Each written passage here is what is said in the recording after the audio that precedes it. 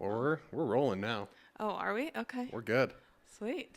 We got you finally back on the podcast. Back on the pod. Back on the pod in the studio. First one didn't make it live, but that's okay. It was not okay, actually, because that one was so good. And I was sad. I had like 3 people from work ask about it. Rachel was one of them. And then like my mom was sad. Allie was sad about it. So yeah, we finally made it back. We're back. And it'll be even better. It'll be even better. Yeah, we had a practice run. I'm happy you're here. Thank you. I'm happy to be here. Yeah, I am really, like, for this podcast, I want to talk about kind of how you balance everything. That's one thing that's been impressive to watch over the years. Like, for people who don't know, Kate was my manager for 2.5 years, about that time. Yeah. And taught me a lot about business development, how to actually talk to people and be confident in doing it. You were already good at it. I mean, it's something like, I feel like I was good at talking to people, but not someone who I don't know on the phone. You know, that was always like kind of scary. Yeah. And then you're calling like a CEO and you're like, okay, well, how am I supposed to get this guy interested? This is worth your time. Yeah. Hey, I know you're busy, but listen to what I have to say for 30 seconds. Yeah. So like, that's a tough skill to learn, but I feel like I learned a lot from you. Thank you. I've learned a lot from you. I mean, hey, that's one thing I love about Pattern is you can learn everything or you can learn something from everyone. Absolutely. Yeah. So it's been great in that way. But yeah, I think it's been really cool seeing you over the years because when I came to Pattern, you didn't have any kids. Nope. And then you went on maternity leave and you came back, and then I don't know what the time was, but then now you have twins. So you have 3 kids total. I do. Closer than expected, the timeline. It's amazing. Were you guys hoping, or like shooting for one? You're just like, all right, well. Yeah, the goal was have 2 kids close together and then kind of go from there. Yeah. And like figure out, do we want more or whatever. We just both thought it'd be great to have 2 kids close together. They've got a little buddy. And then second pregnancy turned out to be twins. So then we have crazy. 3 close together. What was that like? Like sitting in the room, the doctor's like, okay, yeah, there's 2 in there. Yeah, well. Like, what thoughts went through your mind? So my first pregnancy was amazing. Like really all the things went as well as they could, which I feel very fortunate for. I had minimal symptoms. It was a great pregnancy, great delivery. Like everything went very smoothly. Throughout that whole pregnancy, my husband joked about having twins. He's always wanted twins.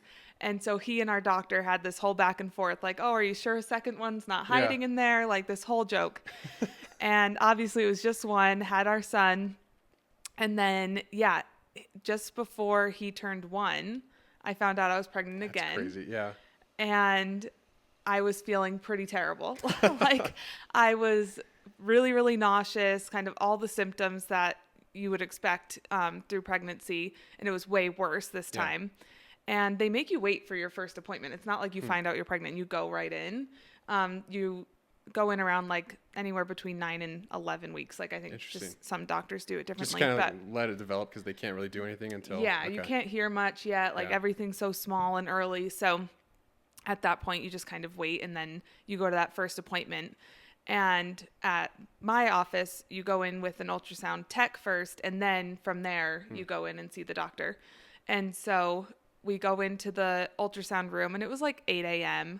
No one else knew I was pregnant yet, except actually my boss at the time, Bryce, because I was feeling so terrible that I had to tell him. I was like, I'm really early, but like if I need to run to the bathroom, that's why. And so, we had our son with us, and so we were both kind of like rushing. Rory was not like having the best time. And so we were both a little cranky. And so then they start the ultrasound and we kind of thought we knew it to be exactly that what we were expecting. And then the tech was like, okay, like, so has anyone talked to you about twins yet? And like my husband jumped off the seat. I just start laughing. I'm like, no, this is our first appointment, And so, it was a total shock. Twins don't really run in our families or anything. So it was not really in our minds a possibility. And so, Scott was super excited. I was just in total shock and couldn't really stop laughing. And then they just kind of roll into it like, okay, this is the type of twins you have and this is what to expect and yada, yada. And then that kind of rolled into a lot of like extra monitoring and things like that. But Yeah. See, that would scare me. Totally unexpected. That's amazing. Was Scott like pumped? He's like, wow. Yeah. I foreshadowed this. Like, Yeah. I made it happen. Well, that was the joke. Like, everyone kept manifesting it and making jokes about it. Like, we had a friend at work who had twins the year previous, and she kept saying, like, oh, because you feel terrible this time, I bet it's twins. And I called her, and I was like, how did you know? It's so scary. So, yeah, like, a lot of our friends kept making jokes about it. I don't know why. It was such a topic of conversation, and then it really did turn out. Yeah. So. Well, that scares me because Allie, she says the same thing. She's like, I feel like I'm going to have twins on the first one. And I'm like... That, in my opinion, is the way to go. Yeah, I mean... That's the goal. Having 3 under 2 is a little insane, but yeah. I mean, I've told you, like watching my brother and his wife go through it. It's you get it. I mean, they're in war. I always tell you, being an aunt or an uncle who's like very involved, you get honorary parental. It is pretty fun, and it makes me happy. Like every time I see little Squish, she like just brightens up, and I'm like, yep, I'm the favorite. Let's go. Yeah, so sweet. It is nice, but they're adorable. Yeah, I mean, I think. That story alone is insane. Like just having to like deal with twins and everything like that. But I think one thing that really just impresses me is the fact that like you still show up to work and like you're still a very professional woman. And like, that's something that like I can imagine being hard to balance. Like being a mom, being there for the kiddos and then going to work, like, you know, providing that kind of thing. And then coming back and being a mom again, like, that's a lot of work. That's got to be intense. It is. It's definitely a lot some days. You know, some days are better than others, like most things. But yeah, it is a lot. And I mean, I can't say that we do it flawlessly or effortlessly. It takes a lot of effort and a lot of helping hands. Yeah. So when you have the right support around, it makes everything else much easier. Like we have wonderful help that are with the kids all day while we both work, and then it helps when you have support at the office as well. So I have you know great resources around me there as well, and other working moms who we kind of can, you know, talk about all the things and chat about what's going on, what they're doing, how you can, you know, try that or whatever it is. And luckily, like through both pregnancies and through, you know, having these kids, like I've always had very supportive leadership, and you know, so that's extremely helpful as well, because I don't know what I would do otherwise. Right. You know, that's definitely a requirement if you're going to have a successful, somewhat of a balance. Yeah. And I think, I mean, it's amazing. Like you're in the office on pretty much like 8:30 to 9 every day, and then you work a full day, go back, and like you're able to balance it really well. And I think it's something that's like, that's incredibly hard to do. Like I talk about, I don't have kids, so I'm just imagining it. But I talk about like how hard running is and things like that, which are difficult. That is hard. I've never been able to do that. So well, like from a physical standpoint, it is tough, and like mentally you have to be bought in. Yeah. But that hard always like I talk about chosen versus unchosen suffering. Mm-hmm. And chosen suffering is like, okay, I'm going to go run a mile, or I'm going to go and spend 30 minutes in the gym. It's like you're trying to put yourself in front of adversity so you can like grow and develop. Mm-hmm. And then unchosen is like, you know, if a loved one dies or if, you know, you get sick, like something like that, that's life's going to test you. I talk about how there's a balance between you have to test yourself. So when those life tests comes or they come, like you are a little bit more ready to manage them and to go about them. And I'm not saying like kids are suffering at all, but it's difficult. Like, no, definitely they present challenges. Yeah. It's like they test challenges and tests and that kind of thing. And, the difference between that and running is running eventually stops, but like being a mom doesn't. And so that's like, I have a lot of admiration for moms who are able to still like be a mom, but still get after other things. Mm-hmm. Like my sister-in-law is a great example. She will train for a marathon, and she has 3 kids. One of them's 4, so you know he's not 3 under 3. Still, but 3, you know, that's a lot.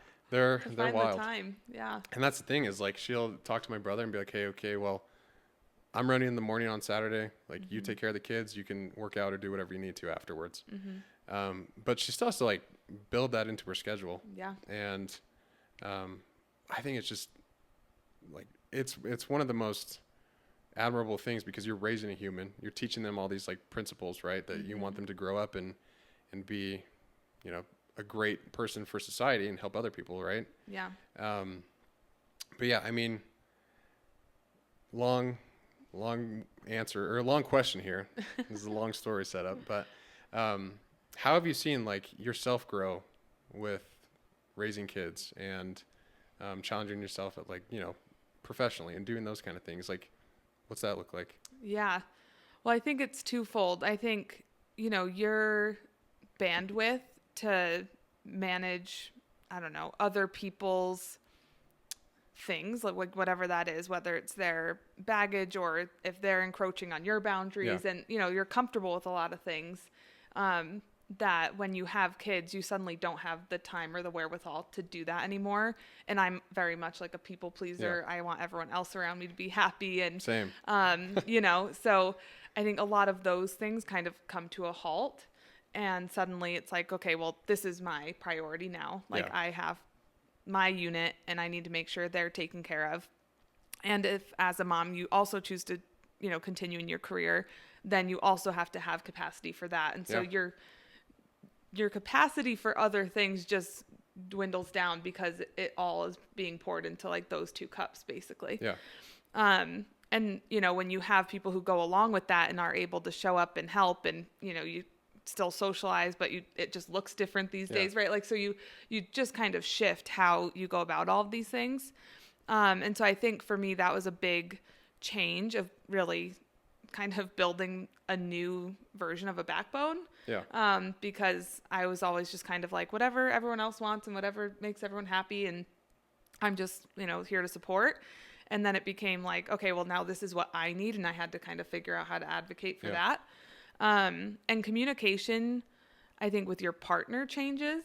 Like, you have to, it's not just the two of you anymore. Right. And figuring out how to ask for help, or, as like that example you just shared, as a mom, you're often the default parent in those earlier years.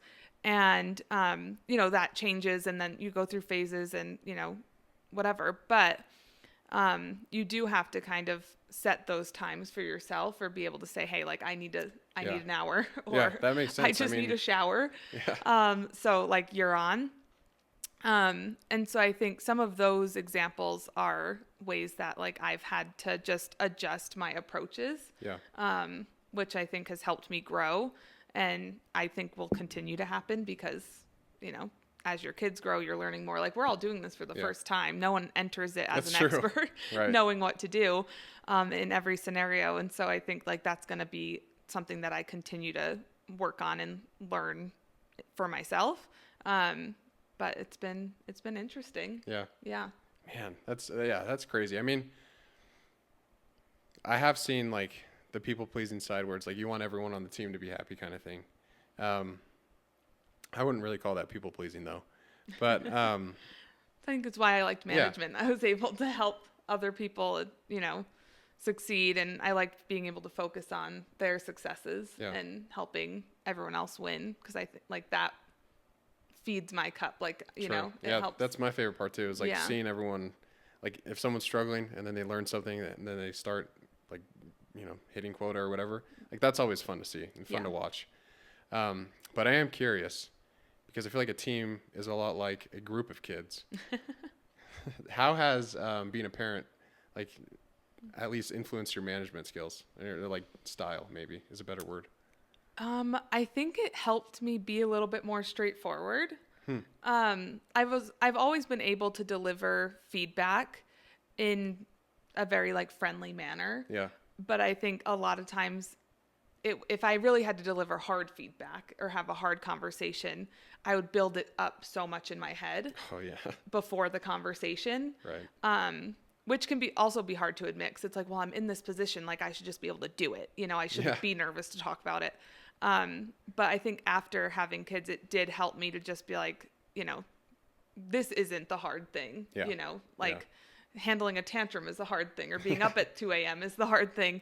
And so I think it did help me to just kind of like quiet that noise and be able to just do it without having all of that like nervous energy, and just be a little bit more confident in that. Like, I do know what I'm doing. I know why I have to deliver this feedback. And I think it honestly made those conversations a little bit more productive because there wasn't so much lead up.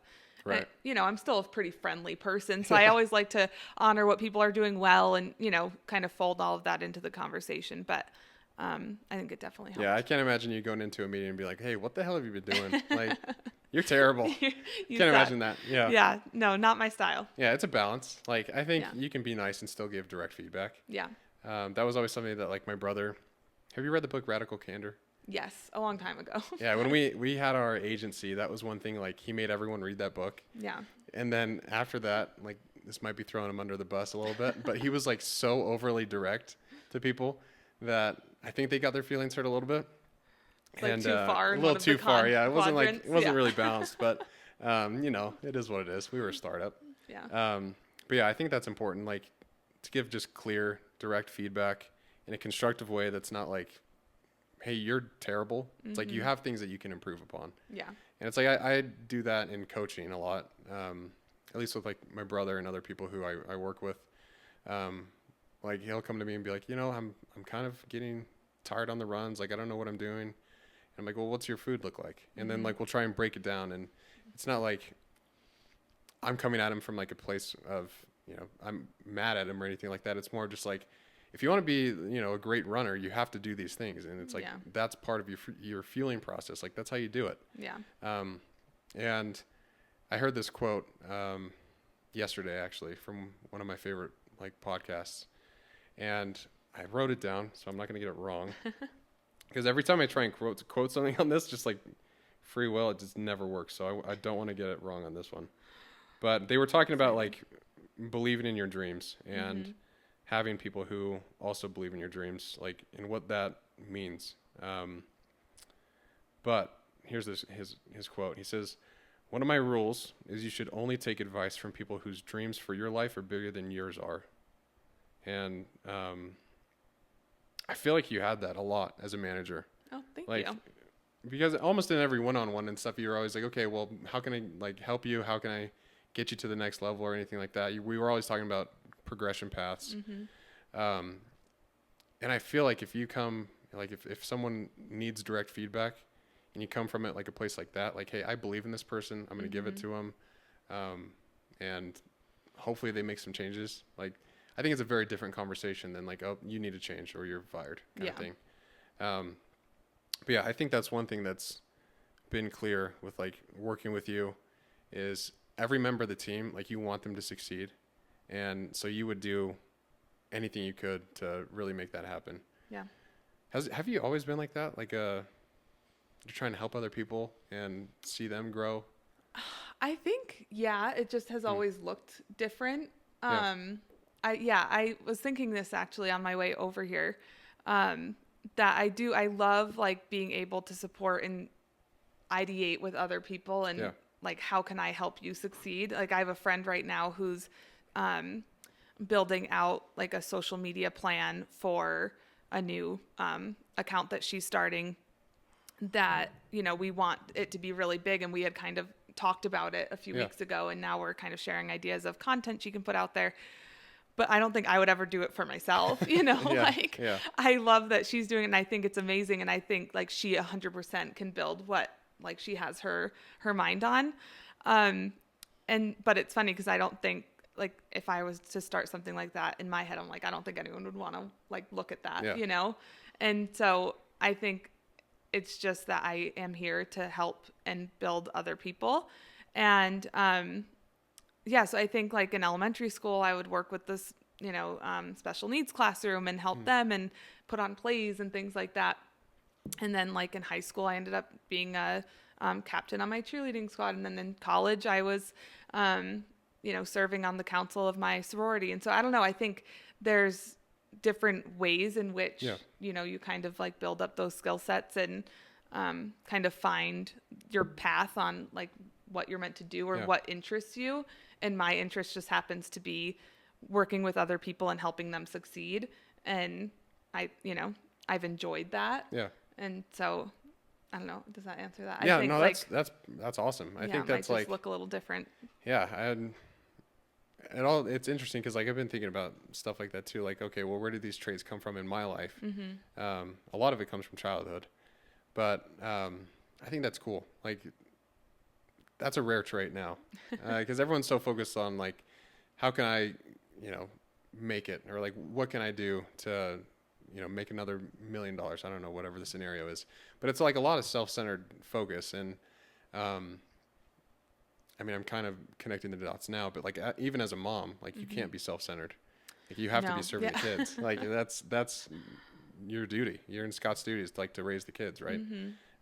Hopefully, Allie and I will have that same opportunity soon. Absolutely. But yeah, it makes sense why, like, in your management skills, like, as a mom, like, you are the way that you are.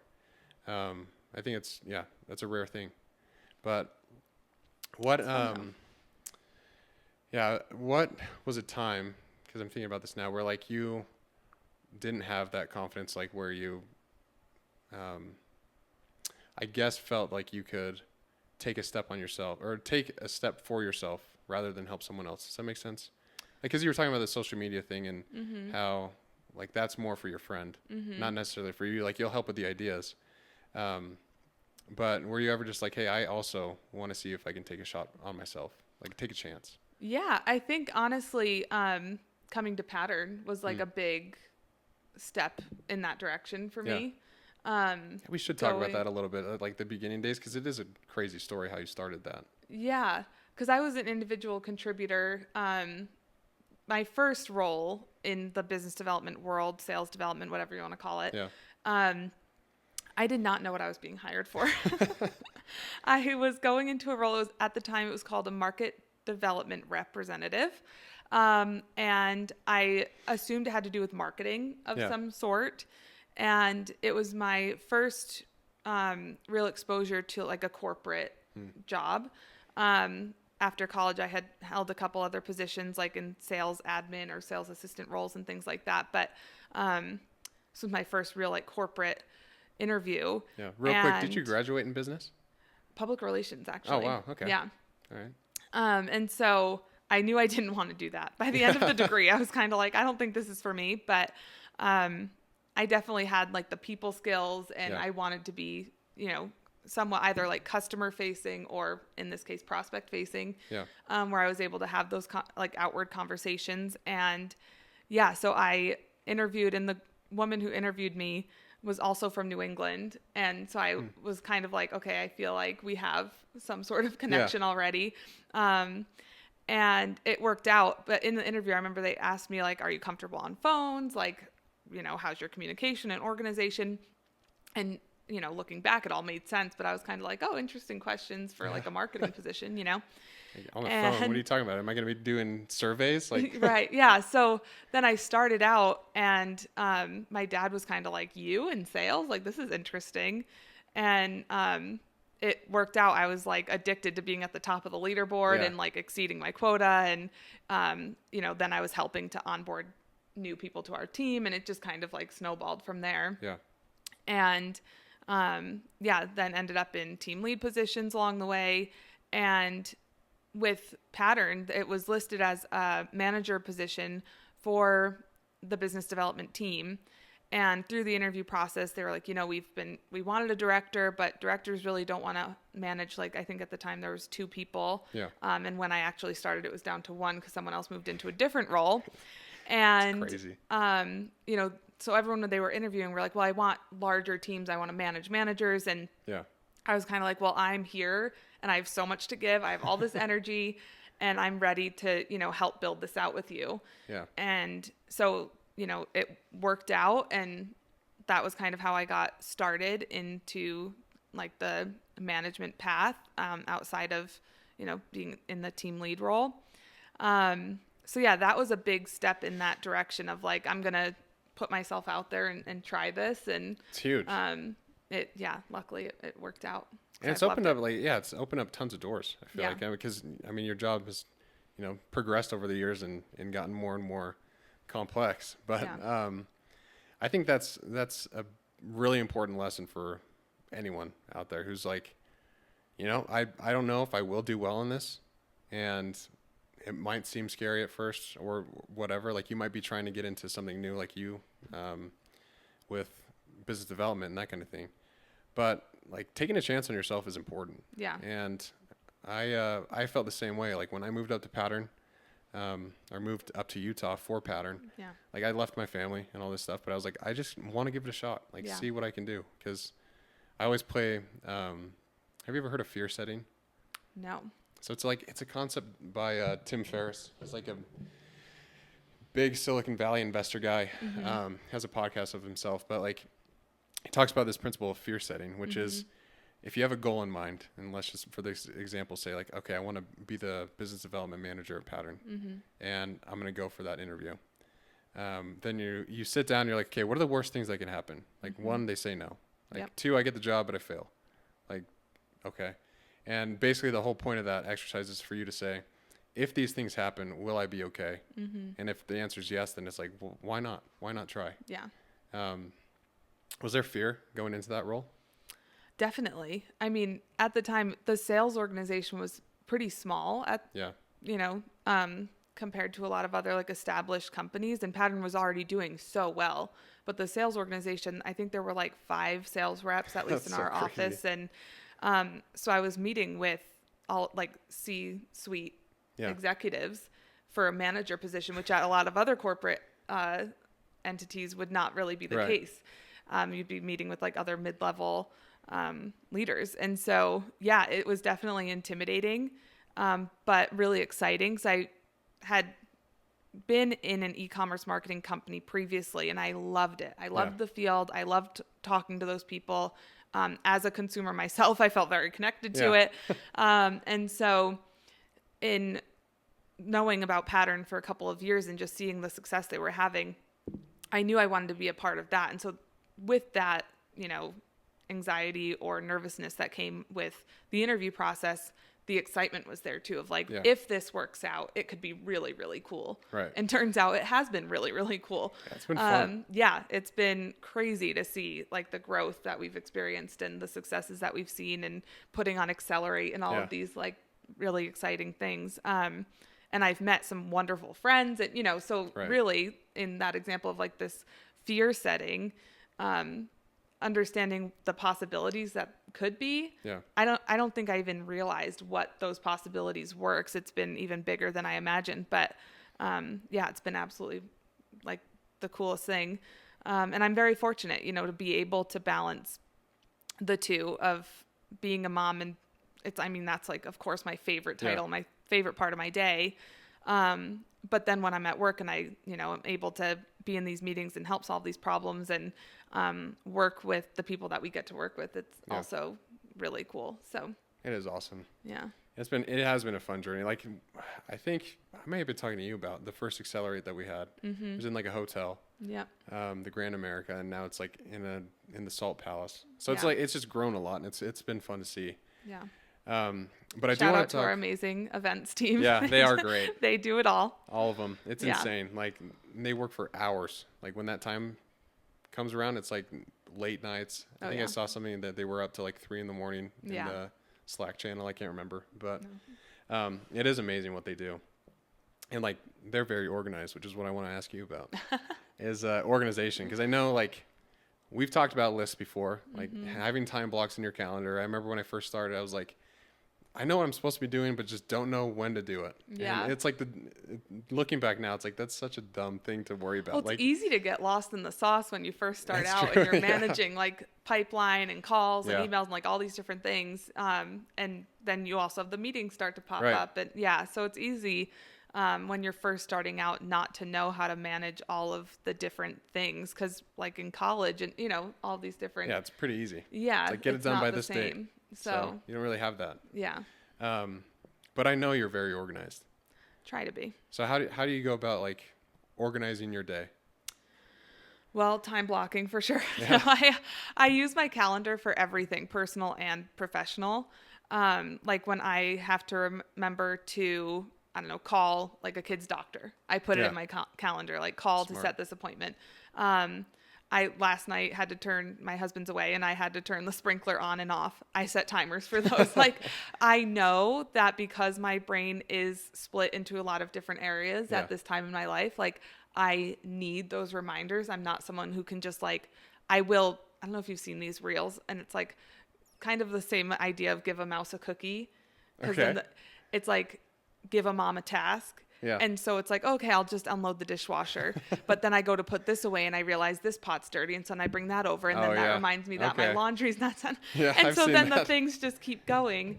And so then it takes you 10 hours to finish emptying the dishwasher because you were doing everything else. Yeah. So Totally that's get that. very real. Like, I don't know if people talk about that. It's very real.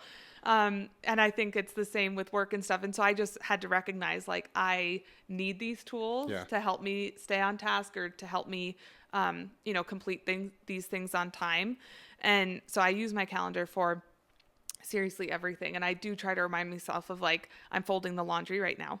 Finish folding the laundry and then go on to the next thing. Stay present. But I do that with work too, of like, okay, I'm going to complete this task or this project or whatever it is. Remember to send that calendar invite and, like complete the tasks. And there was a few weeks ago where we were just really busy at work leading up to Accelerate, and outside of work, we had a lot of things going on. And I was starting to kind of like let that go. And I lost my wallet like twice in 1 week. Really? And and just everything starts going to chaos. Yes, everything does. And like my husband had to be like, are you okay? Like you need to take a deep breath because like this is, you're a little chaotic right now. It's getting nuts. And I was like, no, you're right. Like I really need to just take a breath and reset. And just when you use the tools at your disposal, it's amazing what you can do. Yeah. But when you start to let those things and you're like, no, it's fine. Suddenly it's not fine. Right. And you're losing your wallet and your keys and whatever else. So, I think that's a big part of it, of like recognizing the things that you can control. And if those are in place, things will go a lot more smoothly than if you're, just kind of like running around with your head cut off. Yeah. Makes sense. And delivery groceries are an amazing service. That is nice. I mean, really, like, what did we do before? Yeah, we have a lot of time, so like we can still go and get them. But like when that time comes, like for sure, we will be doing that. It is. I don't know what I would do without it at this point. Well, I remember. We really rely on I remember the early days of being a child, and I don't know, maybe like 4 years old. That's just a ballpark. But like going to the grocery store with my mom. Yeah. And it was always like a 2-hour thing because she had like go get these things for my brother and like this for my sister and this for my dad. It's just like.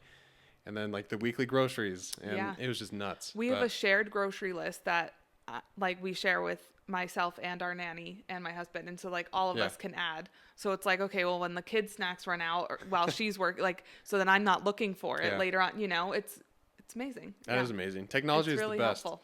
That's great. Segue. Do you have any other tools that you use besides like your calendar, notes, like those kind of things? I love lists. You just mentioned, we've talked about that before. I am a list girl. I write things down in my planner or on a just notepad at home of like, these are the things I want to get done today. And I love crossing them off. Like it's the best part. That is a huge reward. It's the best part.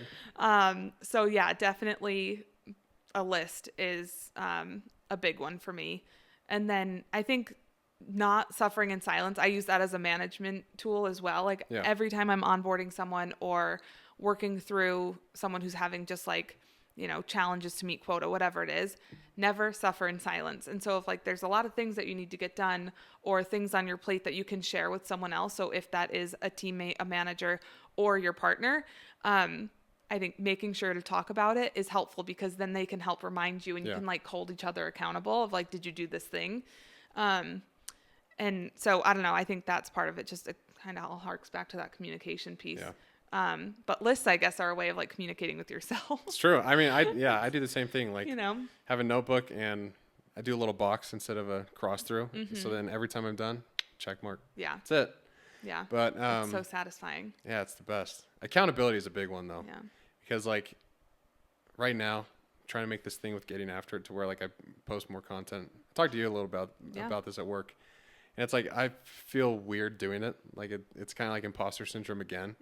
And then also like, I just think about people who know me, they see it and they're like, oh, he's doing this now. Like, oh man. Yeah. I don't know. Like, it's funny though. Cause I think a lot of people have that, right? Yeah.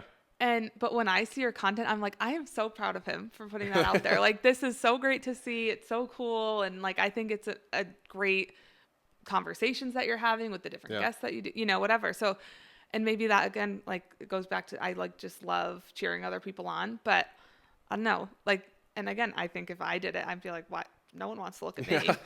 But I don't know. When I see other people do it, I'm like, yes. So like, hopefully you can let go of that because I think it's awesome. Well, it is tough.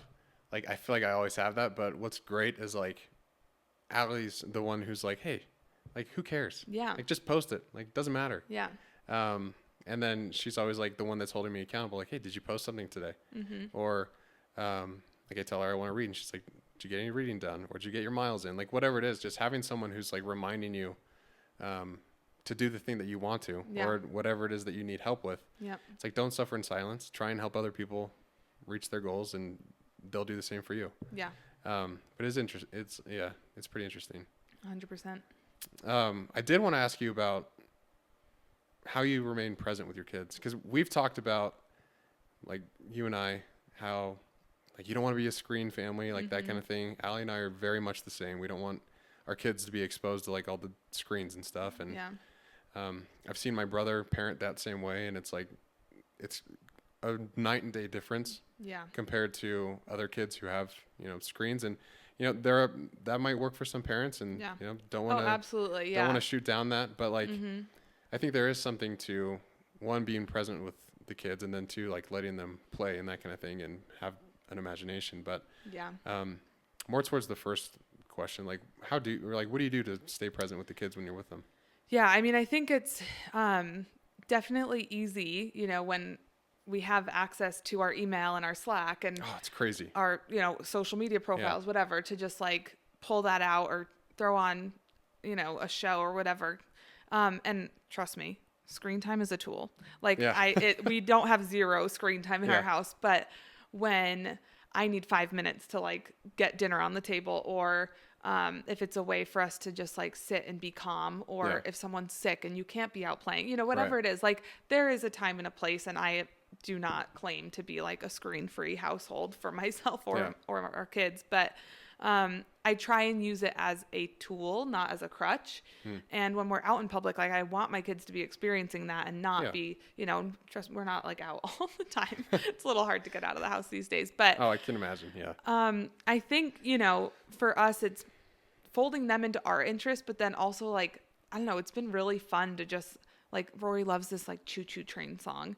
And so instead of being like, oh, this annoying song, I'm like, woohoo, like choo choo. Yeah, like, let's go. Like, so sing along and dance and just like be silly and try and put my phone down. Cause of course, at the end of the day, when I'm tired, I just want to like scroll mindlessly. And, of course that's something we've been a little bit conditioned into.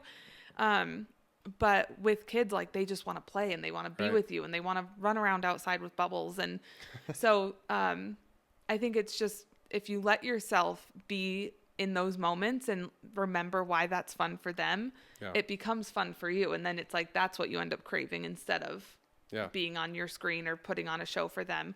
And I think it's a lot easier in the summer. Like now that it's warm out too, it's the best. So much easier. Just like, all right, Holy shoes cow. on, get outside. Yeah. And we're also fortunate we have a pool. And so now like we can go swimming and they love that. And like, it's just being able to just let yourself be is really, it's fortunate. Like not everyone has that ability, but I think that's it. Just putting the phone down and being with them, and like, whatever's on there can wait. You can call people back, you can respond later. But that's why having help is the best, because then working hours are working hours. Like, he knows like mom's at work, and it's a good delineation so that I can focus when I need to, but be off when I'm off. Yeah. And I think we're at a company where family does come first. Like our founders are very family centric people. And so there's a lot of understanding there, where I'm sure at a lot of other companies, like that understanding doesn't exist. And so that would be really hard of like, oh, you're expected to answer the phone at 8 p.m. during bedtime. Like, that's not an expectation here, which is, great. And I think everyone trusts us to be able to respond when we can, if you are tending to family things and needs. So I think that's helpful, but I don't know. I think just, like we have a lot of different interests that like we want the kids to be interested in. And like Scott loves planes and aviation, and warships and things like that. And now Rory loves looking at pictures of warships, and he has That's like so these cool. airplane pamphlets, and he's like, Dad, look at this plane. And so that's like an interest that they can share that is not, related to a screen or, things like absolutely. that. So you got to take them to Midway. I know That is so all. cool. Yeah. They just went and toured the Lexington in Corpus Christi, Oh, really? Texas. Yeah. You were telling me that actually. Yeah. So he got to sit in some different planes and things like that. So he was like in absolute heaven. But that's so cool. Yeah, he loves Dusty Crophopper. Like that's really? his. Yeah. There we go. He's a big fan of Planes, the movie. Yeah, Allie and I watched that for like first time not too long ago. It's so cute. He loves good. Dusty. Yeah, big fans. So again, like that, when he wants to watch a movie, we'll do like 15 minutes. Yeah. And it's like, okay, well, and then you get that movie for a whole week, Yeah, that's perfect. I mean, why not? Yeah. So anyway, I don't know. I think it just comes down to being able to really like, you kind of have to switch gears when you're not with your kids all day, every day. You have to kind of switch that mindset, which can be hard. But I was going to ask you, do you find that to be hard? Like turning off the work brain when you get home? Some days. Or the mom brain when you get to work? Yeah. I feel like that would be the harder one to turn off. It's definitely more difficult. Like it's fun. I mean, my kids, like they love our nanny, which we're very grateful for. And we love her too. Like, but it's easier when you're leaving and they're already having fun. And he's like, bye mom. Yeah, like I'm going to have fun, And of course it's sad to leave that scene. 'Cause it's like, well, I just want to play with you too. But it does make entering the workday easier to be like, okay, now this is what I'm going to go focus on. And I know they're in good hands. But on the flip side, when you have a hard morning and he's crying because you're going to work or saying, no, like mommy, don't leave or whatever, like that's a lot harder of a switch. Yeah, and it's so gotta be tough. Not every day is the same. But I know like when I leave at the end of the day, I kind of go through a mental checklist of like, okay, what am I doing tomorrow? And did I complete all the things today? And, let me just, finish sending this calendar invite. And it kind of goes back to using those tools of like, finish the things that you're doing so that on my way home, I can kind of like get excited to be with my kids and like shift into that. And, absolutely. Play the choo-choo train song on your way home. Exactly. You're like, let's go. Yeah, just get pumped. Getting into this. Yeah, it's my new hype song. But yeah, so I don't know. I think it all kind of like ebbs and flows, and I'm sure everyone has different ways of doing it. Yeah. But for me, like those kind of like transitional periods kind of can impact the other. And so the more smoothly all of that runs, like the better.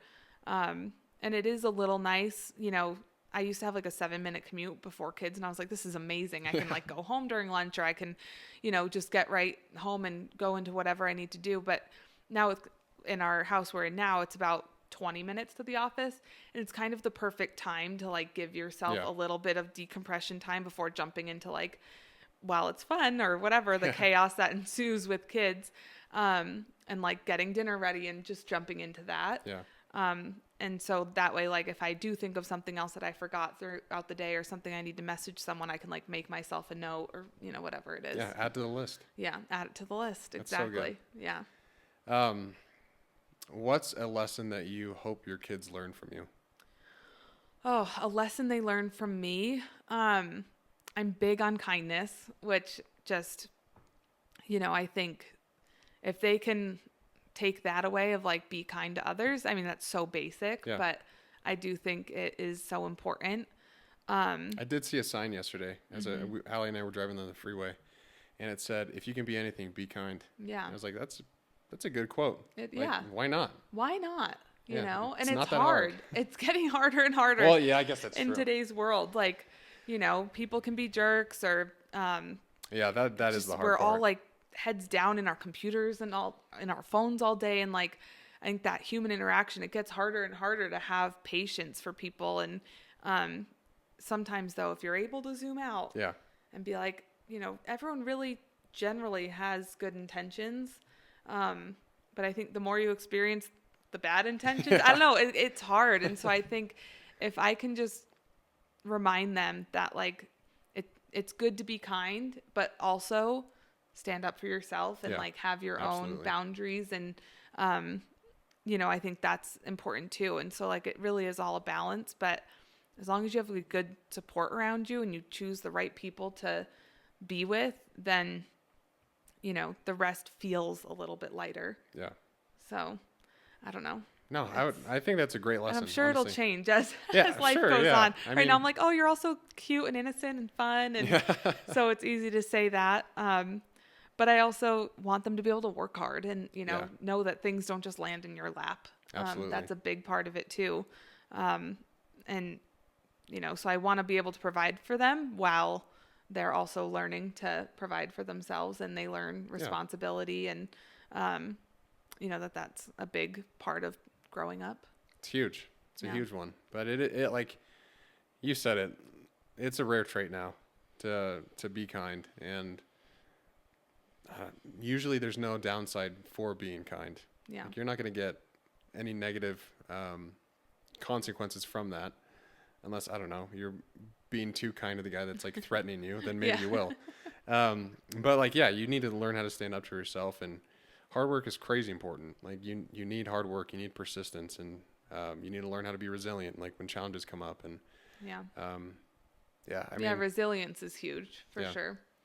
It's not always easy for people to like keep going, you know, when you get knocked down and, you know, all different challenges pop up and you have to, you know, face them to the best of your ability.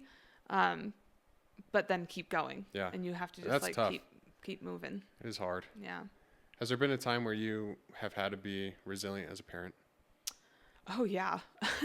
I'm sure. Yeah. That's, as a parent, I don't really know. So like that could have been just like every day. People listening are like, Fred, that was the dumbest question I could have heard you say. I mean, I think it shows in a lot of different ways. 'Cause kids are always testing you, especially once they're in that toddler phase. And you know, it kind of is up to you to figure out how you teach that lesson. Yeah. And then also when you're ready to just resolve it and help, because I mean, they're still learning how to manage these big emotions and things like that. And that's when that balance between partners comes in of, you know, okay, well, this is the things that I've tried and the tantrum is still going on. And so then, you know, like we just had this happen. It was like after my husband had taken our son on that trip and he had the time of his life, but then coming back into our normal routine, he was tired. His like timing was off because of being in a different time zone. And he's like, this sucks. There's no planes around. Right. Like, he's like, this is so boring. Yeah. And he, you know, had been like wrestling with dad and his buddy all weekend. And, you know, so then he was like trying to wrestle his 1-year-old sister. And I'm like, you know, it's not going to work. Suddenly we're back into our normal, and he's not so far a very tantrumy kid. Like, of course they pop up here and there, but for the most part, he's pretty even keeled. And that week, because of his exhaustion and just timing, whatever, all of those things compiled was like a big change on his system. And so he was having more tantrums, and I was like trying everything in my tool belt. I'm like, okay, give me a hug. Let me help you calm down. Like, are you hungry? Do you need water? Okay, well, this isn't working. All right, you need to go calm down in your room, whatever. Yeah. And then I'm like, okay, I've tried everything. Like, you need to go in there. And so Scott goes in. He's like, oh, he just needed a hug. I'm like, oh. I gave him a hug. I tried, you know.